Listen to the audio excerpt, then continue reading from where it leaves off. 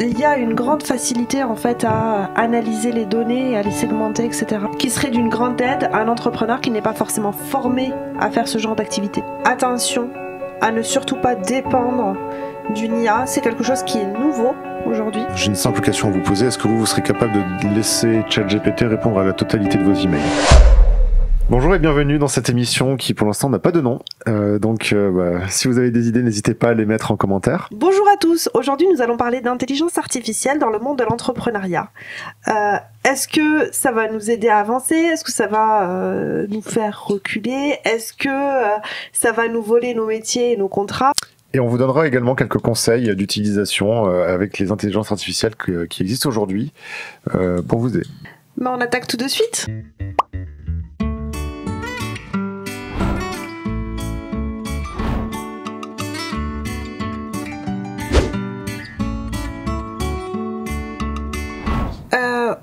Alors aujourd'hui, lorsque je vais dans les réseaux d'entrepreneurs, lorsque je rencontre des gens, que je discute avec eux, j'en rencontre plusieurs aujourd'hui qui se posent la question: est-ce que mon métier va continuer à exister? Est-ce que les entreprises vont continuer à faire appel à moi? Alors, je vais donner un exemple. Par exemple, une créatrice de contenu, donc qui va rédiger des posts pour LinkedIn, pour Instagram, etc., commence à s'inquiéter justement avec l'avènement des IA qui vont générer du texte, ChatGPT pour pas le nommer par exemple, et qui se dit que tous ses clients aujourd'hui n'ont plus besoin d'elle et ne font plus appel à elle et qu'ils peuvent avoir ça gratuitement ou presque.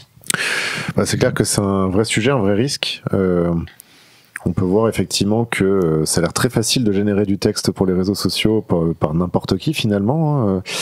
Et quand c'est son métier de le faire et de justement aider les entrepreneurs à faire ce genre de rédaction en le prenant à leur place, en déléguant ça en fait, peut-être qu'effectivement c'est un métier qui est voué à disparaître. Encore une fois, c'est sur le papier, c'est peut-être ça le sujet.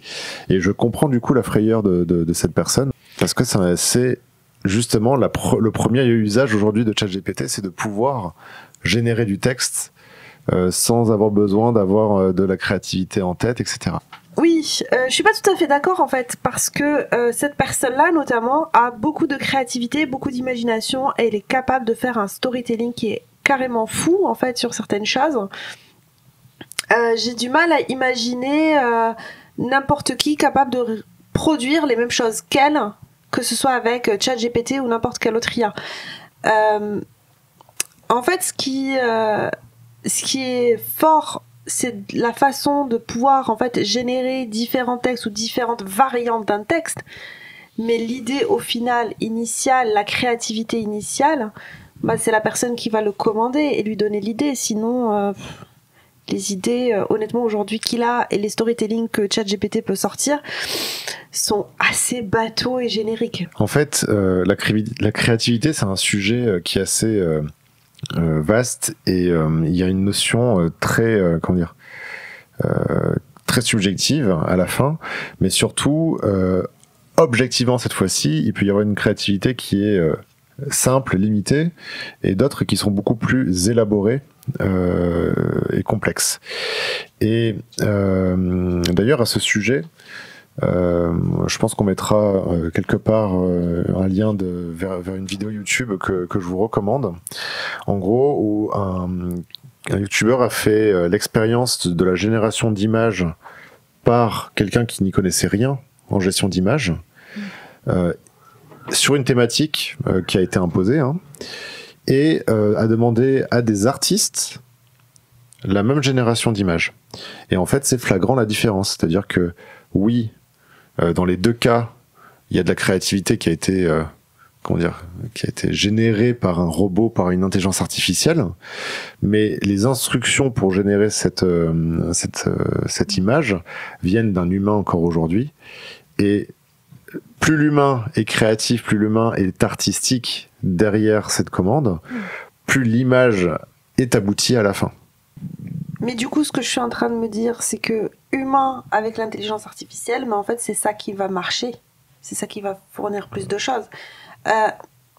Aujourd'hui, je suis en train de penser, justement, là, tu es en train de parler de ce cas artistique. quelqu'un qui s'y connaît vraiment en art, par exemple, un véritable passionné en tableau, en peinture, quel que soit l'art en fait différent, pourrait en fait faire générer des choses magnifiques à une IA, alors que lui-même, en fait, s'il tenait un pinceau, il ferait une catastrophe. C'est ça ? En fait, exactement, quelqu'un qui s'y connaît un petit peu et qui a le bon langage, qui a le bon regard sur les choses, pourrait communiquer avec une IA pour qu'elle génère correctement les choses. C'est-à-dire que c'est comme si quelqu'un qui s'y connaissait en art demandait à un peintre en détail ce qu'il voulait dans sa peinture, et du coup l'IA pourrait générer ça comme ça. Ou quelqu'un qui sait pas écrire mais qui a beaucoup de créativité pourrait être en fait content manager et rédiger du contenu. Non. Alors je comprends ce que tu dis. Non, pas tout à fait. En gros, il y a quand même quelque chose qui vient qu'avec la pratique. Okay. Donc oui, quelqu'un qui a toute la connaissance de l'art, qui est capable de comprendre la subtilité de ce qu'il y a derrière un tableau, de comprendre même les traits de pinceau qui ont été utilisés, etc., en termes d'analyse, même si lui-même n'est pas capable d'en tenir un de pinceau, saura utiliser une intelligence artificielle pour générer des très bons tableaux. Par contre, ils seront scolaires. C'est-à-dire qu'il y aura... comment dire, au bout d'un moment, il faut, dans la créativité brute, etc., il faut aussi avoir un esprit un petit peu fou que seuls les artistes ont. Donc quelqu'un qui est capable de manière ultra carrée, analyser et connaître tout le langage de l'art, saura faire des très belles choses, mais qui resteront scolaires et pas forcément nouvelles. En fait, l'IA n'utilisera que des coups de pinceau qu'elle a déjà vus ou qu'on lui a déjà mis dans sa base de données. Et en plus, lui va lui demander des coups de pinceau qu'il connaît parce qu'il ne saura pas en inventer de nouveaux. Et par contre, quelqu'un qui va rédiger, pour revenir sur les posts, qui n'a pas les compétences linguistiques ou d'écriture ou etc., il va faire générer par une IA quelque chose. Oui, ça peut paraître très joli, très beau, très bien écrit, sauf qu'il faut pas oublier que c'est une personne qui ne savait pas forcément écrire qui l'a fait générer, et donc elle ne saura pas en fait le relire pour savoir si ça a du sens, si c'est percutant ou pas. C'est-à-dire que il suffit pas de lui dire d'écrire un roman sur tel et tel sujet dans le style de Balzac pour sortir un bon livre. Non, ça suffit pas. Effectivement, c'est très bluffant. Hein. On peut le voir facilement.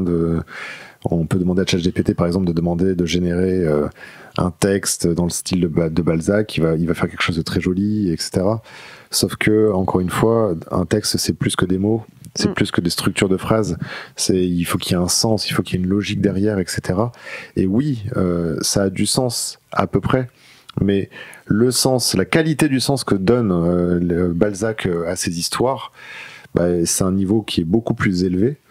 Il y a de l'émotion, il y a du jugement, il y a beaucoup de choses, en fait. Ouais. Moi, je vais donner un exemple. Je m'étais amusé avec ChatGPT à lui faire écrire un début de roman où un personnage en fait se réveillait au milieu d'une île volcanique. Et je lui ai fait écrire le premier paragraphe, le deuxième paragraphe, le troisième paragraphe, et au quatrième paragraphe, je lui ai dit, je demande à l'IA de dire que le personnage monte en haut d'un arbre et de décrire ce qu'il voit. Et en fait, en décrivant ce qu'il voyait, ChatGPT disait qu'il voyait des arbres à perte de vue, etc., etc. Chose qui est, il a oublié les consignes. Il a oublié la consigne de base qui était qu'on est au milieu d'une île. Oui, mais ça, c'est les débuts, ça va s'améliorer. Sûrement, mais en tout cas, aujourd'hui, avoir cette vue d'ensemble, cette cohérence, cette compréhension-là, ça nécessite en fait des compétences humaines et des compétences tout court. Et plus on est compétent, mieux c'est. Donc, du coup, là, on vient de couvrir les arts, plus ou moins, en disant que ChatGPT, en fait, et toutes les IA d'ailleurs, pouvaient aider, mais clairement pas remplacer un humain, et ce serait jamais aussi bien qu'un humain. Donc, du coup, on a fait un aparté sur les entrepreneurs qui avaient une inquiétude par rapport à leur métier. On peut peut-être conclure sur le fait qu'il n'y a pas d'inquiétude à avoir en fait par rapport au métier, hein, quel que soit le métier. L'intelligence artificielle est là pour aider, elle va permettre d'avancer, d'aller peut-être plus vite, peut-être d'avoir des nouvelles idées, mais certainement pas de remplacer l'humain qui a un jugement et qui a une sensibilité que l'IA aujourd'hui n'a pas. Tout à fait, aujourd'hui c'est le cas. Après, il faudra suivre avec attention l'évolution de l'intelligence artificielle qui pourrait devenir de plus en plus intelligente, hein, et voir par rapport à ça, hein, c'est ce qui se passe notamment aux États-Unis en ce moment où il y a des discussions dans le monde du cinéma entre les acteurs, les studios et les scénaristes. Les scénaristes ont obtenu un accord sur le fait que l'IA ne pourrait jamais remplacer un auteur pour des scripts de films, etc. Pour les acteurs, je suis pas sûr que ce soit encore acté. Non. Il y a une vidéo qui a fait le buzz justement sur X ces derniers jours où on voit les figurants dans un film Disney où les figurants ont clairement été générés par IA parce que les visages, bon, certes tous différents, nanana, mais sont un petit peu bizarres les visages et les mains, clairement, c'est des mains de poupée. Ok. Donc aujourd'hui, peut-être qu'il y a quelque chose, mais c'est pas tout à fait au point. Voilà. Je voudrais passer au marketing, qui est un sujet très important pour les entrepreneurs. Donc, est-ce que l'IA peut aider justement dans ce marketing, dans cette acquisition client, dans cette recherche client, dans cette segmentation, etc., etc. Qu'est-ce que tu en penses ? Je pense qu'il peut y avoir effectivement une aide apportée par l'intelligence artificielle pour les aspects marketing, etc. Tout ce qui concerne l'activité d'une entreprise de manière générale. Mais je parle bien d'outils. En fait, je pense que on peut trouver des axes, des idées, éviter finalement le syndrome de la feuille blanche, finalement, pour réfléchir à certains sujets. L'IA type ChatGPT a beaucoup de connaissances. Il faut savoir faire le tri, évidemment. Mais ça permet justement d'utiliser des méthodes, des outils qui ont été développés par des humains et qui sont ressortis par l'IA. Donc effectivement, ça peut être un axe de travail très intéressant. En effet, quand on ne connaît pas les méthodes et tout ça, ChatGPT peut être d'une grande aide pour nous indiquer la prochaine étape à suivre. Moi, je pensais pas spécifiquement à cela, mais c'est vrai, tu as raison de le citer. Je pensais à, par exemple, la segmentation de clients, l'analyse de données. Analyser qui sont les gens qui viennent sur notre site web, qui sont ceux qui sont intéressés, qui sont ceux qui cliquent, faire des A/B tests et analyser les résultats des tests de ces tests-là. Il y a une grande facilité en fait à analyser les données, à les segmenter, etc. Qui serait d'une grande aide à un entrepreneur qui n'est pas forcément formé à faire ce genre d'activité. Oui, trouver des corrélations entre des données, des valeurs numériques. Pour l'IA, c'est fait en un claquement de doigts, alors que pour un humain, c'est beaucoup plus complexe. Et effectivement, via des outils de machine learning et de data analyse, on peut obtenir énormément d'indications intéressantes sur de la segmentation client, effectivement. Donc oui, c'est clair que l'ordinateur, de manière générale, a un vrai avantage sur l'humain pour le sujet. Et ça, pour un entrepreneur qui n'a pas grand budget ou une entreprise qui est encore du stade TPE, PME, ça peut être d'une énorme aide, surtout où c'est un investissement, en fait, qui est finalement très petit, si on compare aux coûts de marketing et de publicité qui peuvent être réalisés avec une bonne segmentation. Côté vente, tu vois quelque chose à rajouter ? Côté vente, à part s'aider à préparer un discours de vente, s'aider à préparer son pitch notamment, ou alors préparer une réponse à une objection qu'aurait formulé un prospect. Je ne vois pas trop comment l'IA pourrait aider. Après, peut-être... Si, je la ferais intervenir aussi dans l'analyse des des workflows et où on s'est arrêté avec les clients ou quels sont les workflows qu'on a suivis, enfin les process qu'on a suivis ou les mots qu'on a utilisés dans certains échanges qui ont fait que ceux-là ils ont mené à transformation et à vente et pas d'autres. Tout à fait. En fait, dans la vente, c'est toujours intéressant de capter les signaux faibles. Et souvent, les signaux faibles en vente sont révélés par du non-verbal.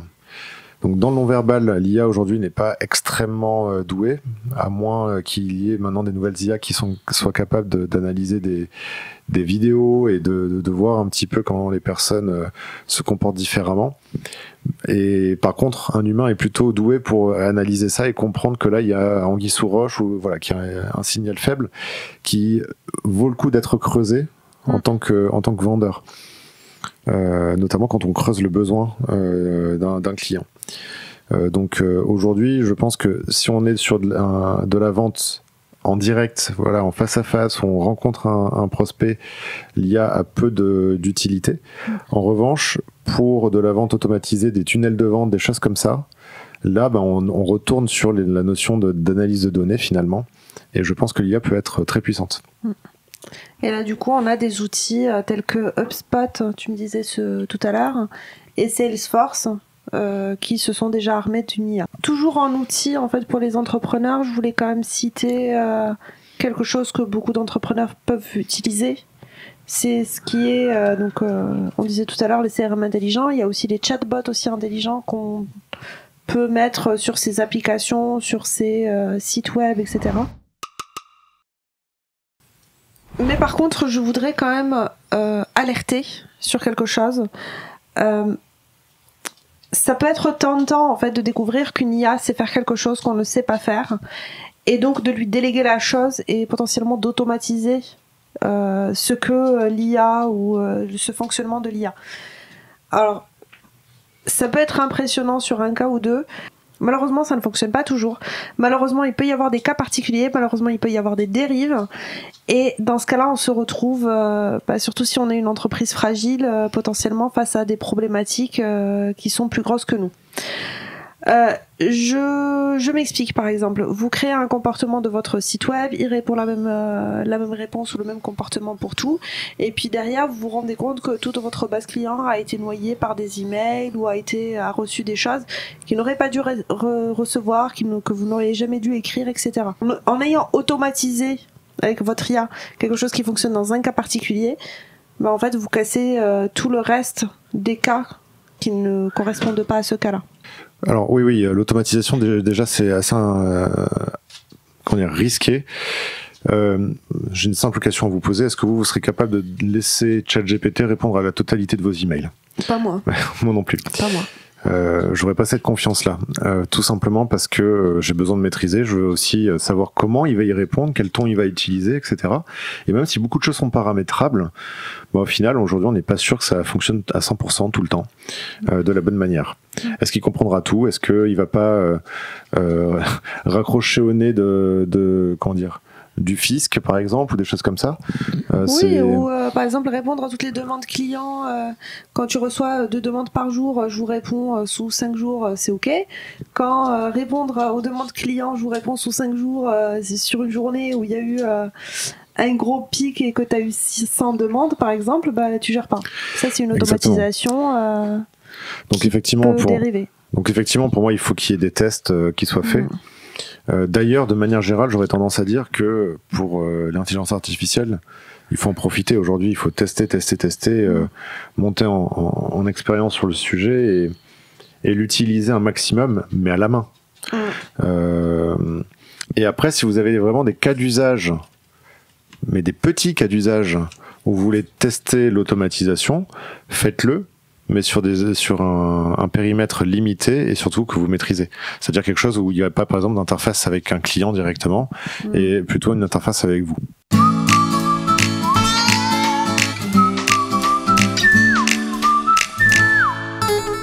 Bien Bienvenue sur la chaîne YouTube de Créasilla avec tes experts sur l'univers passionnant de l'entrepreneuriat. Bonjour à toi, nous sommes Bouchra et Nicolas et nous sommes ravis de t'accueillir sur la chaîne de Créasilla. Notre chaîne est dédiée à l'entrepreneuriat, la créativité et l'innovation. Sur Créasilla, tu trouveras des vidéos inspirantes et des conseils pratiques pour les entrepreneurs.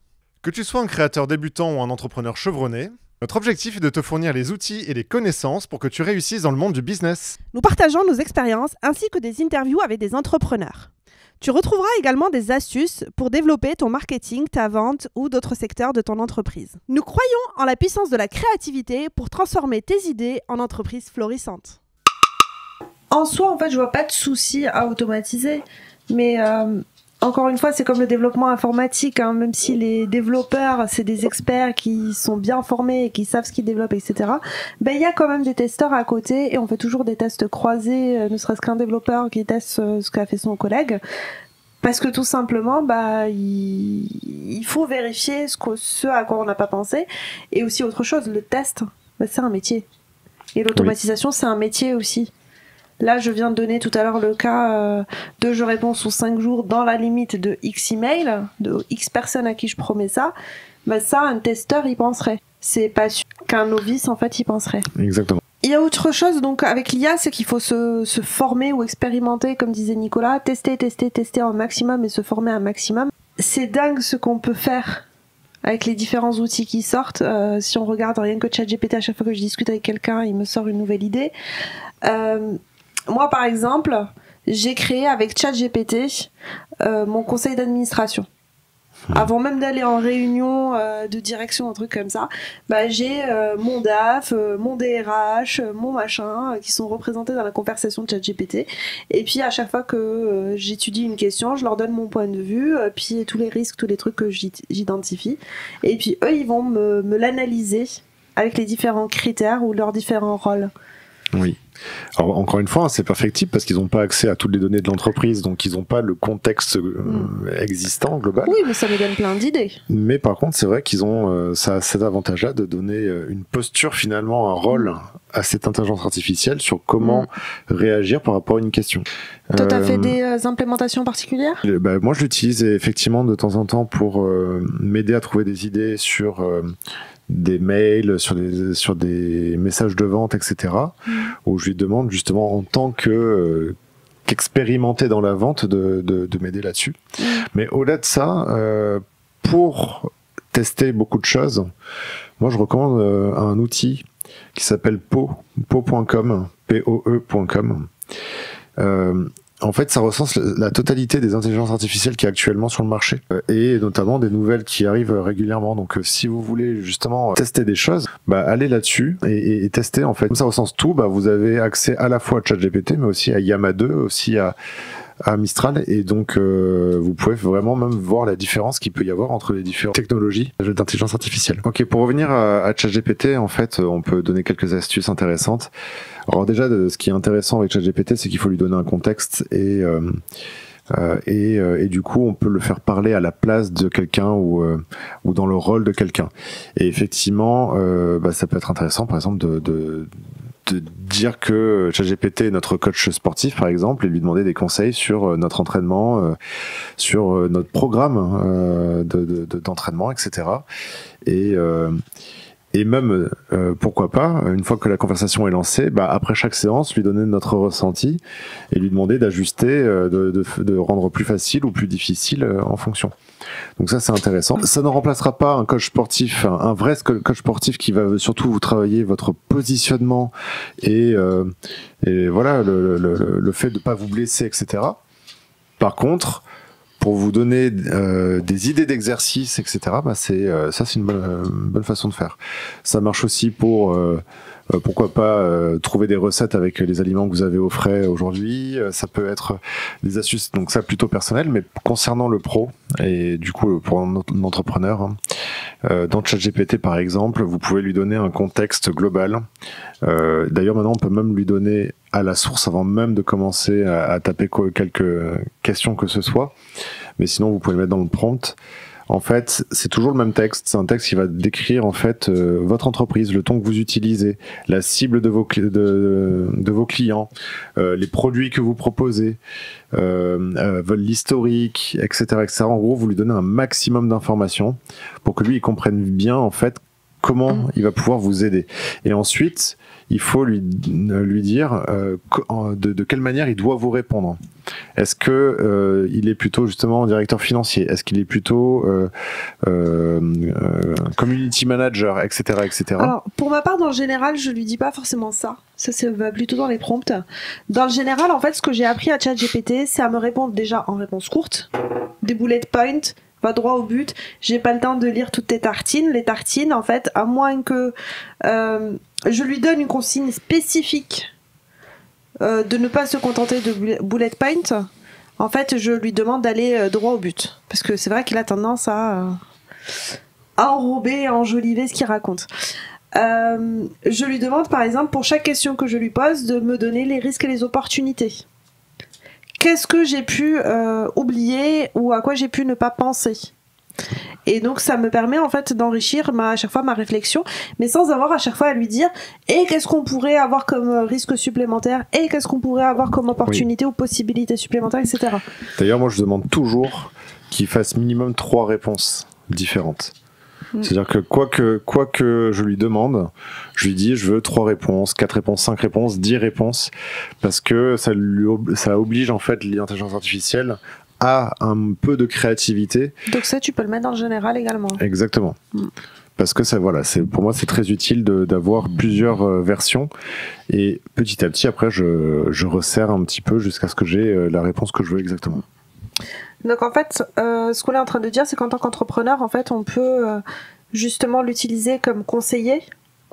Un conseiller qui ne part pas de zéro à chaque fois, contrairement au tout début quand ça a été mis en ligne. Là, on n'a plus besoin de rédiger le même prompt à chaque fois. On lui met un contexte unique et puis c'est terminé. Et puis derrière, il faut faire appel à chaque fois. D'ailleurs, en fait, moi, c'est devenu mon associé, mon bras droit, mon meilleur ami, mon assistant plutôt qu'associé. C'est vrai qu'en fait, ça m'aide beaucoup. C'est vrai que c'est vraiment, il faut voir ça comme un assistant qui peut vous relire, qui peut vous donner des conseils pour améliorer les choses. Moi, j'aime beaucoup ça, la notion d'amélioration, de dire voilà, en fait, j'ai eu une idée d'un post, je l'ai rédigé. Voilà ce que ça donne. Est-ce que tu peux m'aider à le rendre plus percutant? Ça peut être intéressant comme usage. Bref, de manière générale, il faut voir ça comme étant un couteau suisse qui sait un petit peu tout faire et à qui il ne faut pas hésiter à poser la question quand on a une question, justement. Alors, on parle beaucoup de ChatGPT, c'est parce que c'est celui qu'on utilise le plus, mais bien entendu, vous pouvez aller regarder Po, c'est ça? C'est plus connu. Po, c'est intéressant parce qu'il liste plusieurs outils autres que ChatGPT notamment. Et il propose beaucoup d'autres outils. J'ai vu dernièrement un outil qui permet de faire de la prédiction de résultats sportifs. Bref, ça n'a rien à voir avec l'entrepreneuriat, mais en tout cas, il y a énormément de choses, donc si vous êtes curieux, n'hésitez pas. Bon, je pense qu'on a couvert pas mal de secteurs de l'entrepreneuriat. On a répondu à quelques questions. Moi, j'aimerais vraiment qu'on fasse attention aux dangers. Oui. Et qu'on les cite. Je parlerai d'abord de la dépendance technologique. Attention à ne surtout pas dépendre d'une IA. C'est quelque chose qui est nouveau aujourd'hui. C'est quelque chose, il y a des technologies qui vont apparaître, des technologies qui vont disparaître. Donc ne basez pas toute votre entreprise ou toute votre base client ou tout votre processus ou système ou quel qu'il soit uniquement sur une IA. Parce que potentiellement demain elle n'existe plus, potentiellement demain elle devient 10 fois plus chère. Vous ne savez pas ce qui va se passer, potentiellement elle disparaît. Vous savez pas ce qui va se passer, donc restez prudent et ne confiez pas toute votre entreprise à une IA. Soyez flexible, exactement. En fait, aujourd'hui, on est en train de vivre une bulle autour de l'intelligence artificielle. De la même manière qu'il y avait une bulle il y a 4 ans sur les crypto-monnaies ou de manière générale. Tout comme il y a eu une bulle Internet il y a 20 ans. Bref, aujourd'hui on vit une bulle. Il y a énormément de projets qui sortent et qui se créent au quotidien. Testez testez au maximum, mais par contre, effectivement, ne vous enfermez pas dans un seul projet et soyez ouvert à changer du tout au tout. Peut-être que ChatGPT demain n'existera plus. Et ça me fait penser du coup à une entreprise. Alors, j'ai pas eu de nouvelles depuis, mais en tout cas, il y a un an, ils ont décidé de mettre en tant que PDG dans une société chinoise une IA. Cette société s'appelle NetDragon. Pourquoi pas? Pourquoi pas? Parce qu'effectivement, PDG, c'est un rôle très organisationnel, très carré, etc. DG, oui. PDG. Le président, c'est le président de l'entreprise qui a nommé PDG une IA. Mais par contre, bon voilà, je sais pas ce que ça donne aujourd'hui. Est-ce que cette IA est toujours performante? Est-ce que... Aucune idée. Je trouve que c'est un risque assez élevé. Et puis j'ai vu une autre actualité où en gros une intelligence artificielle a remplacé la totalité de tout le personnel d'une entreprise concernant le SAV. Et en fait là c'est le PDG assume en disant bah oui si les clients sont pas contents, ils vont voir ailleurs. Non, ils sont meilleurs. L'IA est meilleure que tous les employés que j'ai jamais eus. C'est plus efficace, ils répondent plus vite aux clients, ils répondent mieux, ils restent toujours sympas même quand le client les insulte. Du coup, j'ai viré tout le monde et j'ai mis une IA à la place. Alors c'est pas en France évidemment. Mais est-ce qu'il manquait pas de formation où il n'y avait pas un mauvais recrutement sur son personnel là? Plutôt que de se remettre en question et de remettre en question la structure de l'entreprise, en fait, il a remis en question les employés là, il a remis en question le genre humain. Oui, carrément. Bref, je pense pas que ce soit une bonne solution non plus. En tout cas, lui aussi, il est vraiment là dépendant d'une technologie. Il suffit qu'elle vrille une fois pour que derrière l'image de son entreprise soit très négativement impactée. On va parler de vriller, on peut aussi parler de l'entreprise qui génère l'IA, qui change de techno tout simplement. Enfin, là il est dépendant. Donc tu parlais de vriller, donc mauvaise implémentation justement de l'IA, mais ça on a déjà couvert ce sujet-là. Je voudrais parler d'un autre sujet. C'est de la sécurité des données et des réglementations et des RGPD aussi. Parce que là, on est en train de poser des questions et de raconter la vie de notre entreprise et tout ça à... je sais pas qui. C'est sur quel serveur? Est-ce que c'est stocké? Qu'est-ce qui se passe? Bon, d'un point de vue technologique, si vous utilisez l'intelligence artificielle et que vous avez énormément de données dans votre entreprise et que c'est intéressant pour vous, utilisez une intelligence artificielle qui va être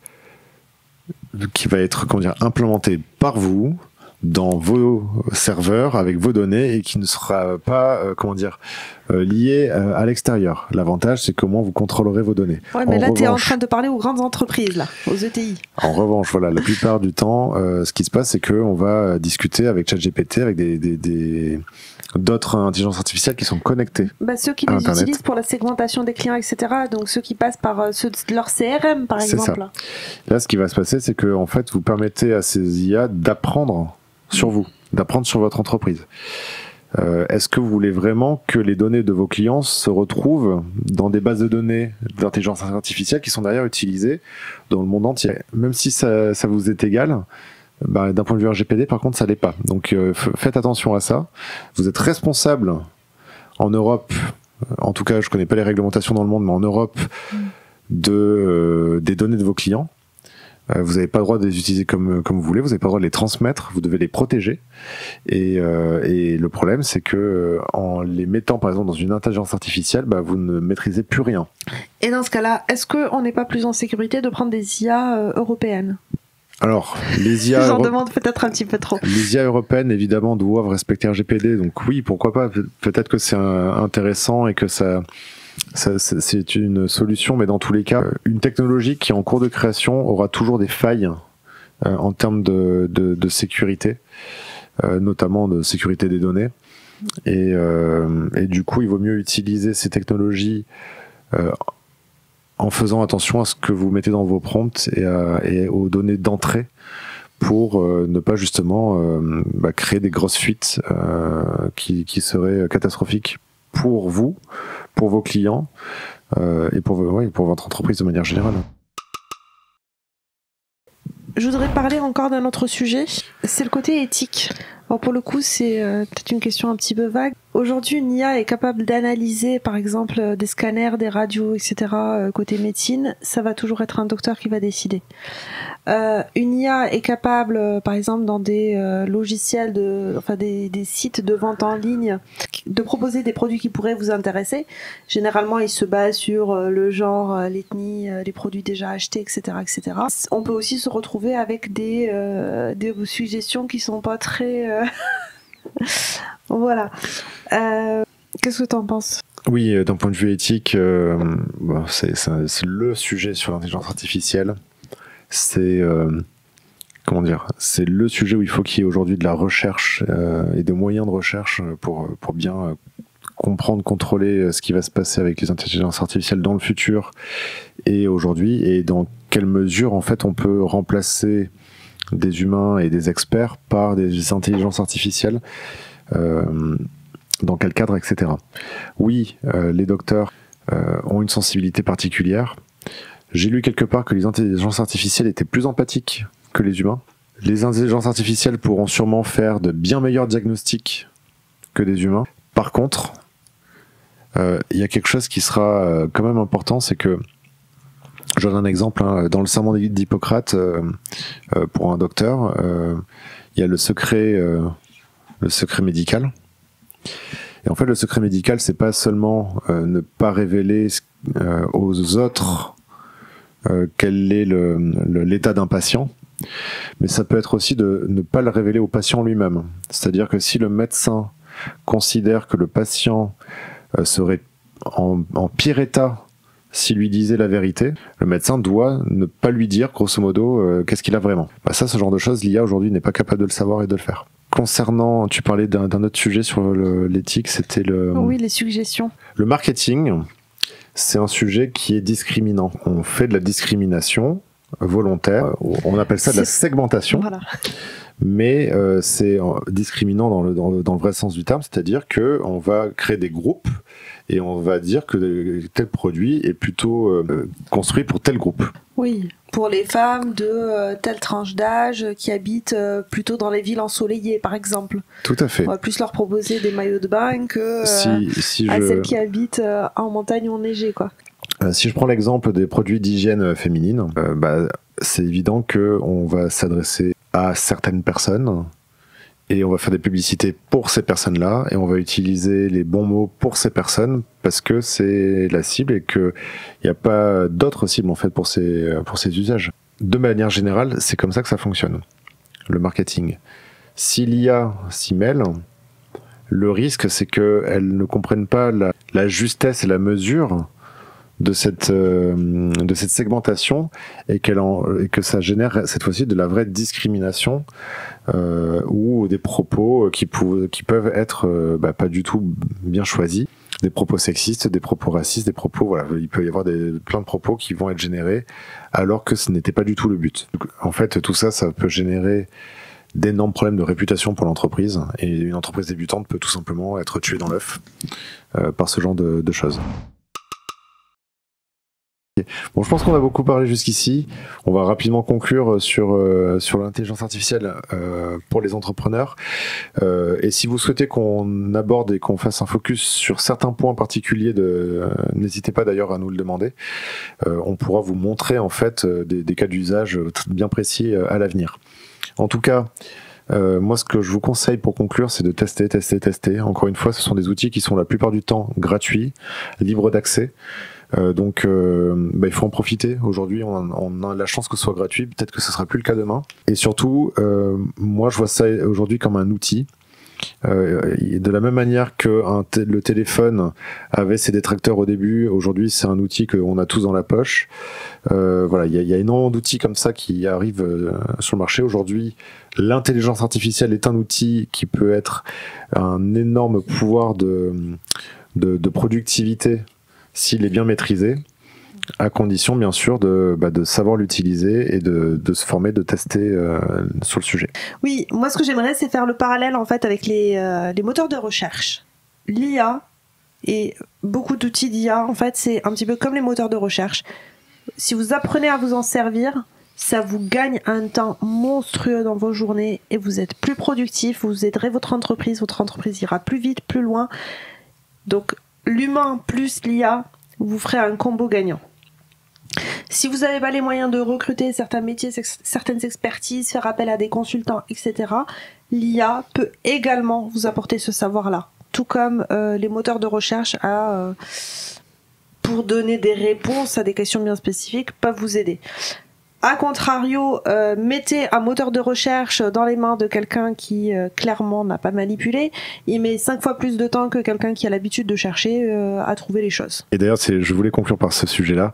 En tant qu'outil, l'intelligence artificielle ne fait pas bien ou mal les choses. Comme on dit en informatique, le problème, il est souvent entre le clavier et la chaise. Si jamais vous considérez que les résultats que vous obtenez avec l'intelligence artificielle ne sont pas à la hauteur, soit vous abandonnez, soit vous essayez de vous améliorer pour réussir à obtenir les meilleurs résultats. Je vous souhaite une bonne journée et à bientôt.